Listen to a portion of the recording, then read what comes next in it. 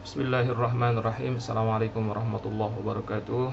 Alhamdulillah kita bisa bersua lagi pada lanjutan kajian semiotika dari perkuliahan semiotika dan hermeneutika Sekolah Tinggi Filsafat Islam Sadra.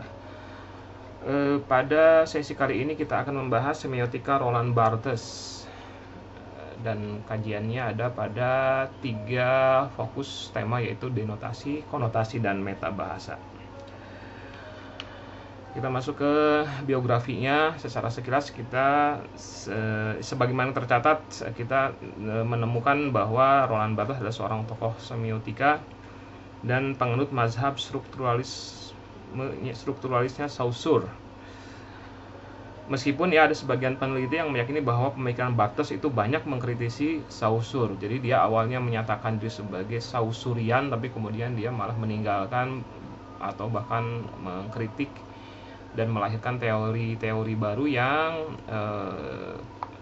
bukan sekedar pengembangan saja, akan tetapi merupakan kritikan dan kemudian menggantikan teori yang pernah dicetuskan oleh Ferdinand de Saussure. Roland Barthes lahir pada tahun 1915 dari keluarga menengah Protestan di Cherbourg dan dibesarkan di Bayonne, kota kecil dekat pantai Atlantik di sebelah barat daya Paris. Seperti Saussure, Barthes menganggap bahwa dalam tanda linguistik terdapat 2 sisi yang saling berhubungan,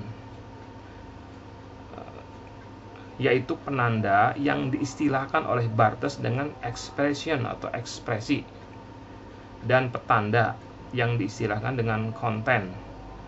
Kemudian keduanya membangun relasi yang menimbulkan makna tanda. Jadi awalnya memang seperti Saussure, betul-betul Barthes ini menyatakan bahwa sistem tanda itu mengandung ada 2 sisi, yaitu ada penanda dan ada yang disebut dengan petanda. Hanya saja istilah yang dipakai berbeda. Untuk penanda dipakai istilah ekspresi, dan untuk petanda yang dipakai adalah istilah konten. Nah, ini kita masuk ke pembahasan mengenai denotasi dan konotasi.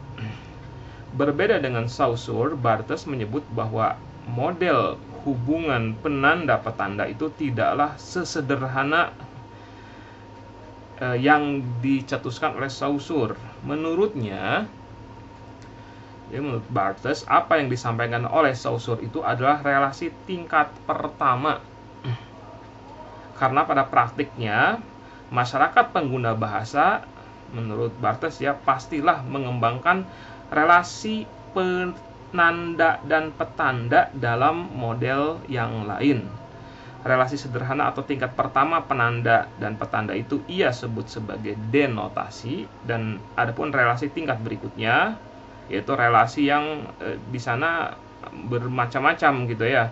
Petanda-petanda yang munculnya bisa bermacam-macam. Maka relasi yang bermacam-macam itu yang disebutnya sebagai relasi tingkat berikutnya disebut sebagai konotasi. Ini kurang lebih seperti begini ininya, bagan yang dibuatkan oleh Barthes. Jadi ada penanda signifier dan petanda signified. Ini dasarnya seperti gitu. Akan tetapi keduanya ini seandainya mengikuti pola Saussure, maka menciptakan model pemaknaan tingkat pertama, dan itu yang disebut dengan tanda denotatif atau first system.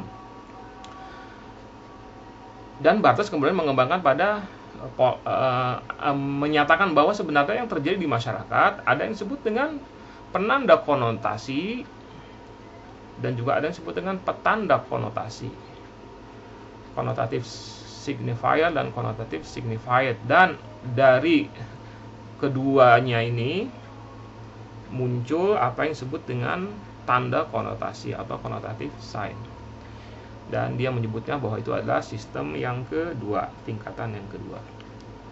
Sistem 1 dan sistem 2. Denotasi artinya adalah makna sebenarnya, kesatuan ekspresi. Ekspresi itu adalah nama lain yang dipakai oleh Barthes untuk menyebut penanda ya. Jadi kesatuan ekspresi atau penanda yang berhubungan dengan konten atau petanda dan kemudian menimbulkan makna denotasi disebut sebagai sistem satu. Jika dari sistem satu ini lahir petanda atau konten lain, maka akan muncul makna konotasi atau makna tidak sebenarnya. Proses yang menimbulkan makna konotasi itu disebut dengan sistem 2. Nah, contoh-contoh makna konotatif ya. Pria itu menjadi kambing hitam pada kasus tersebut. Kambing hitam itu artinya adalah orang yang dianggap bersalah. Kalau kita kembali ke makna denotasinya apa? Makna denotatif dari kambing hitam. Ya, kambing hitam artinya hewan yang memiliki hewan kaki 4 yang biasa dagingnya dikonsumsi dan kemudian dia memiliki warna kulit hitam.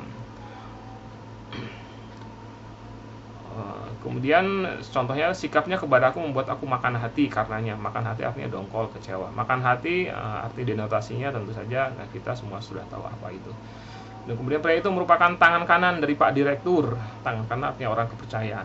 Para buruh merasa bahwa perusahaan tempat mereka bekerja hanya menjadikan mereka sebagai sapi perah belaka. Sapi perah orang yang dimanfaatkan oleh orang lain demi sebuah keuntungan. Ada banyak contoh-contoh yang lain, misalnya kata cuci tangan, benang merah, misalnya gulung tikar, tulang punggung, apalagi ya, lupa daratan, meja hijau. Nah, meja hijau itu artinya adalah pengadilan. Makna konotatif dari pengadilan yang namanya meja hijau. Nah, kalau ada yang bertanya dari mana munculnya makna konotatif ini? Makna konotatif ini munculnya ya sebagaimana juga makna denotasi yang sebagian besar itu tidak ada rasionalitas di dalamnya. Itu sifatnya adalah arbitrer. Maka konotasi juga banyak juga munculnya secara arbiter pada dasarnya. Walaupun dalam beberapa hal mungkin punya rasionalitas, seperti misalnya kalau makna meja hijau yang menunjukkan kepada pengadilan itu mungkin dikarenakan pengadilan dimanapun juga biasanya yang di meja-mejanya itu ditutupi dengan kain atau taplak yang berwarna hijau. Nah, kemudian ada lagi pembahasan mengenai mitos dan ideologi. Jadi Barthes itu memiliki keyakinan bahwa sebagai produk budaya makna konotasi itu akan diuji oleh waktu, apakah tetap dipakai atau kemudian akan hilang. Produk budaya itu kan seperti gitu ya. Kalau terus dipakai maka dia akan lestari. Tapi seandainya tidak dipakai maka itu orang ada memunculkannya misalnya produk budaya tertentu. Tapi kemudian orang melihatnya sebagai hal-hal yang konyol, useless, tidak enak, tidak nyaman dipakai, maka bisa hilang. Ya, produk budaya itu macam-macam kan ya. Bukan hanya sekedar bahasa, tapi apapun juga. Makanan juga, kalau misalnya makanan nggak laku ya tiba-tiba akan hilang nanti pada akhirnya gitu. Makanan, jenis pakaian, mode, gitu. Gaya, model lagu. Nah, itu juga kalau laku ya kemudian akan jenis musik gitu ya. Kalau orang-orang kemudian merasa nyaman dengan itu maka akan terus terpakai. Nah, jika makna konotasi ini mampu bertahan dari kepunahan dan artinya terus-menerus dipakai oleh masyarakat penggunanya, maka konotasi ini menjadi makna yang seakan-akan menggantikan makna denotasinya. Ya, seakan-akan menggantikan makna denotasinya. Maka makna yang seperti ini disebut Barthes sebagai mitos. Seperti meja hijau. Kalau kita mengatakan dia akan dibawa ke meja hijau, maka orang sudah jarang lagi kemudian orang berpikir bahwa yang dimaksud itu adalah dia diseret dan kemudian didudukan ke sebuah meja yang berwarna hijau. Bukan seperti itu. Ketika dikatakan meja hijau, konotasinya itu adalah pengadilan. Ya, dia adalah tangan kanannya Pak Direktur. Nah, tangan kanan di sini sudah jarang sekali kemudian dikatakan bahwa misalnya Pak Direktur sangat mengandalkan tangan kanannya untuk memanage institusi ini. Nah, orang tidak lagi berpikir bahwa yang dimaksud dengan menggunakan tangan kanannya itu adalah betul-betul tangan kanan, jadi tangan kanannya yang dipakai ke sana kemari memegang apa. Enggak, yang dimaksud adalah mana konotasinya, yaitu orang kepercayaannya. Nah, ini makna yang seperti ini yang kemudian yang sering dipakai dan seakan-akan menggantikan makna denotasinya itu disebut oleh Barthes sebagai mitos.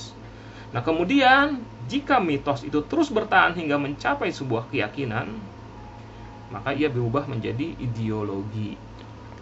Ya, kita boleh protes lah, enggak itu maksudnya dengan yang dimaksud dengan mitos, dan bukan itu yang disebut dengan ideologi. Ideologi itu ada hasil dari sebuah perenungan filosofi dan seterusnya. Ya, kita tidak akan masuk ke pembahasan itu ya. Silakan didiskusikan apakah memang cara Barthes itu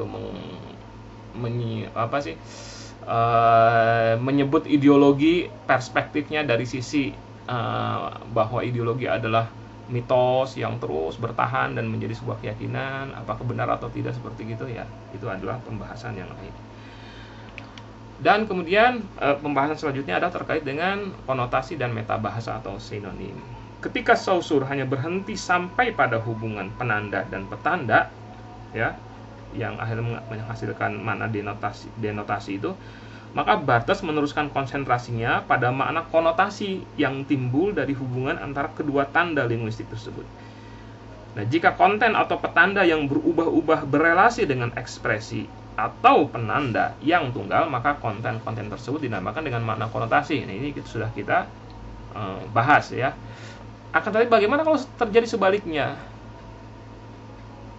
Apa itu yang terjadi sebaliknya? Kontennya yang tetap, tapi terhubung dengan ekspresi yang berubah-ubah. Ya, kontennya yang tetap, tapi ekspresinya yang berubah-ubah, maka ekspresi yang berubah-ubah itu dinamakan dengan metabahasa atau sinonim. Jadi sinonim itu munculnya menurut Barthes ketika kita mendengar nama sinonim, ini ada sinonim, ini ada sesuatu yang dipopulerkan oleh Roland Barthes. Dan sinonim artinya adalah metabahasa, metalingual. Dan itu artinya apa yang disebut dengan sinonim? Sinonim itu artinya adalah kata-kata yang berbeda-beda tapi merujuk kepada makna yang sama. Contohnya bertemu, berjumpa ya. Kemarin aku bertemu dengan Vita di acara sekatenan. Kemarin malam aku berjumpa dengan Vita di acara sekatenan. Hewan sama dengan binatang. Ikan paus merupakan salah satu hewan terbesar di dunia. Ikan paus merupakan salah satu binatang terbesar di dunia. Yang lainnya juga banyak ya. Bahagia, senang, bohong, dusta. Apalagi paras, wajah misalnya. Atau sukar, sulit, pintar, pandai. Ya. Misalnya pemerintah membuat terobosan baru dengan membuat kartu Indonesia Pintar. Itu pintar pengertiannya adalah sama dengan pandai. Pandai rupanya tak sepandai otaknya. Jadi wajahnya tidak sepandai otaknya. Nah, itu adalah beberapa contoh dari sinonim. Dan sampai di sini pertemuan kita kali ini. Kita akan berjumpa pada pertemuan selanjutnya. Assalamualaikum warahmatullahi wabarakatuh.